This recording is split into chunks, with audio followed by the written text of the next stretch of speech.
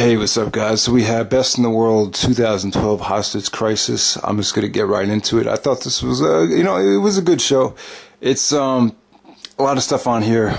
It was kind of frustrating to watch. It was kind of a boring show at some points, but other matches were just fucking great, though. You know, you had, in my opinion, you had 2 Match of the Year candidates on the show. It's definitely a 2-match show. 2 matches to check out. Adam Cole, Kyle O'Reilly was fucking great. And we had Kevin Steen and Davey Richards for the Ring of Honor World Title, which was an awesome main event. I thought that really delivered. But we also had a lot of crap on this show. A lot of Ring of Honor is just so cheap right now. Selling the company. Ever since they sold the company, you would have thought, maybe they have more luxury to spend money on some talent, to bring some talent in so we could have, more well-rounded cards. Instead, we got off to a fucking terrible start. We had the Briscoes versus the Guardians of Truth, the House of Truth, and Truth Martini introduced these guys in ski masks. This is just Ring of Honor being cheap. Obviously, they didn't want to spend the money. They didn't want to fly TJ Perkins in. They didn't want to fly the Young Bucks in. So this should have been a squash. I thought this lasted way too long. The top rope actually broke, or it was kind of loose in the match. This is just a disaster. Terrible way to start off the show. Next up, we actually had Homicide taking on Eddie Edwards. This is 2 former Ring of Honor champions going at it, and I thought they brought it. This is kind of like the pushing of Eddie Edwards. Eddie did the main event of Final Battle, and, I just don't think Eddie Edwards is a main event caliber guy, and I think a lot of people kind of realize that. I definitely think he just needs a lot of work. He's got the ring skills. I give him credit, man. Him and Homicide worked their asses off. I thought this is the best Homicide has looked in a while. I think he's lost some weight. He looks a little bit more healthier than he did last year, and I wouldn't really mind Homicide being on the roster right now. He's pretty much done more for Ring of Honor than anybody. And his character is very, very edgy. I just think they could use him right now. If I had known the company was going to get this depleted, I would have never said to get rid of Homicide. But, it is what it is. I thought they had a nice, solid 3-star match. Wasn't pretty. The execution of some of the stuff wasn't, beautiful. But I thought they got the job done. And I think Eddie is he's one of those guys that's very, very reliable. You can always count on him to bring it. And surprisingly, Homicide got the victory with the cop killer, which kind of came out of nowhere. So it looks like they'll be using Homicide. Now, like I said, the only reason Homicide was on the show is because they didn't want to spend the money to bring out the West Coast guys. Homicide lives in New York City, so obviously this is pretty much, they didn't really have to spend any money with the travel here. So there we go with that. Next up, we had Adam Cole versus Kyle O'Reilly, the Hybrid Rules match. This is fucking great. This was awesome. This started off really, really shaky. A lot of people were very skeptical of this match, and for good reason. The crowd was shitting on this match at first. They were chanting, "This is boring." Just a lot of impatient fans out there. The crowd just sucked. They have no fucking patience. This new Ring of Honor fan base that's coming to New York City is just totally different. It's not the same as it used to be. It's just very, very immature. But with this match here, the crowd was awesome though. Like once it got going and once they saw the blood, it just got really, really awesome. Now Kyle was trying to, dictate the tempo, kind of trying to ground Kyle O'Reilly with his submissions. O'Reilly was trying to ground Adam Cole with his submissions, while Cole was trying to go for more strikes and just kind of take it to O'Reilly's face. But then, the intensity was just there. This isn't the most intense match of the year so far. It's a bloodbath. Cole was actually bleeding like crazy from the lip. His face is a crimson mask. The intensity, like I said, the intensity was unparalleled. The crowd was just fucking amazing. This was great. And, the transition at the end into the, when O'Reilly was, he just pulled off a lot of beautiful submissions when the match was starting to get really, really, really heated, and I thought that came off great. And this just felt like a great MMA match. It really did. This is one of the instances where, kind of like the Brock Cena match, I thought the influctuation of MMA actually helped the match, and definitely, awesome finish here. I won't spoil the finish, but it made Adam Cole look like a star. It made O'Reilly look like a star. It kind of progressed O'Reilly's heel turn to that next level. O'Reilly cut probably one of the worst promos of all time last year at Survival of the Fittest, And I feel like, this guy's gotten a lot better on the mic. He's still not great. He's still so bad that a lot of people just naturally cannot stand him. But still, man, if you just look at his progression, he's putting on great matches, but at the same time, he's maintaining his heel edge, and he's still getting a lot of heat. So I got to give him credit. All right, next up we have Michael Elgin taking on Finlay, and very disappointing. A lot of people were really excited about this match. Everyone was kind of hoping this would be a step up from Finlay's last performance against Roderick Strong. If anything, this was even worse. This was just hurt by the crowd. I mean, maybe in a certain setting, maybe at the BB Kings, if this took place in Evolve, maybe this could have came off a little bit better. Maybe if this took place at the Murphy Rec Center back in 2002, maybe would have got a better reaction. Finlay just wrestled a very, very slow-paced match. Your typical Finlay match, going for the leg, playing possum, talking to the referee, and then boom, attacking Michael Elgin's leg like a shark smelling blood. Elgin really, I don't know, he really didn't, the styles just didn't really mix. Elgin relies on a lot of power, a lot of, high-powered offense. He's not really a submission wrestler, so I don't know. I just don't think the styles really worked. The crowd was chanting boring. Everybody was chanting boring. Like, everybody was just losing their patience. They just could not wait for this match to end, and they were actually booing whenever someone kicked out of a 3 count. It was that bad. It was just, I kind of felt bad for both guys because, like I said, technically, I still thought they told a pretty good story, and it is a pretty good match. And sometimes people can ignore the crowd and still appreciate what they did, but the crowd was so bad and so irritating.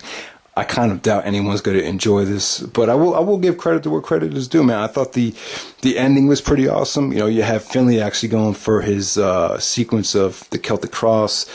Elgin kicks out, the Tombstone Pile Driver, Elgin kicks out, and then there was a beautiful transition to Elgin actually doing the Buckle Bomb and then a Power Bomb combination. I thought that was a great ending, and definitely, I thought it was at least a 3-star match, even though it had a bad crowd. I really did still appreciate it for what they were trying to tell, but this is just the worst environment to have that kind of match in, and I just don't know if Ring of Honor and Finlay fit together. It just might. The chemistry is just not there, and it's just, I don't know if it's gonna work. All right, so after intermission, we had the Mikey Mondo, Mike Bennett segment with Maria. Maria came out. She looked great. I mean, she's just, I don't know what her diet is, but she's just so lean and slim. She's definitely a lot hotter than I remember. But yeah, she really was the most memorable part of this match. But Mikey Mondo actually delivered a pretty innovative line. He kind of challenged Bennett. He said, "I'm gonna fight you," and then he said to Maria, "I'm gonna fuck you." I thought that was pretty cool, but I'm just gonna give this an NA. This is just a crappy brawl. Really nothing to talk about.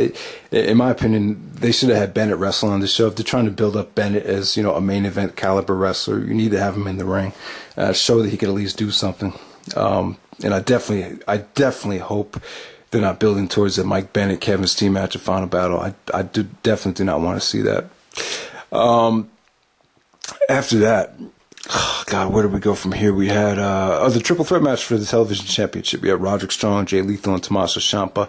The embassy was at ringside. This is very, very chaotic. I love the atmosphere here. This is a nice change of pace. This is fast paced. They went balls to the wall. I thought Roderick Strong looked great here. Roderick has his haters, but you can't deny it. The guy gives 100% every single time. They did some innovative things. Referee was in my way, but they had like a figure four cross-face double submission going on at the same time. I thought that looked really, really sweet from where I was sitting, but like I said, the ref was in my way, so I couldn't really see who had the hold on who. But Prince Nana actually screwed Tomasso Ciampa by accident. And, Roderick and, I thought Roderick and Lethal both brought. I thought they looked great. I thought Ciampa looked acceptable. So, yeah, definitely good stuff here. 3.5 stars. Next up, we actually had the Wrestling's Greatest Tag Team, Charlie Hodge and Shelton Benjamin, defending the Tag Team Championships against the All Night Express. These two teams have had some pretty crappy matches. I thought they've had some really, really boring stuff in the past. I thought this went too long. I think the match definitely had its moments, and I would even say some of the botches kind of worked within the context of the match, considering how it seems like Hodge and Benjamin are kind of having these comical title fences that kind of suck on purpose. So I don't really think the botches took away from it too much, but I'm not trying to criticize, but come on, man, you're out there in the main event, caliber tag match in New York City, and I just don't see why, you know, there's so many botches. I mean, from everybody. And the execution of some of the stuff just was not good. Like, for instance, when behind the referee's back, you know, Red Titus hit a pretty weak DDT on the steel chair. I thought that came off kind of weak. I thought Haas played a great heel, though. You know, Haas is a terrible... He just moves terrible in the ring for me. And but I will say this. I thought he played a really, really great heel. You know, Kenny King, I thought some of his strikes were really cool. I thought he got some hot tags, brought some energy to the match. I don't think Red Titus is great. I'm not a big fan of the All Night Express anymore. I don't know. I just say too little, too late. They should have put the belts on them when they were hot. They've kind of lost so much momentum.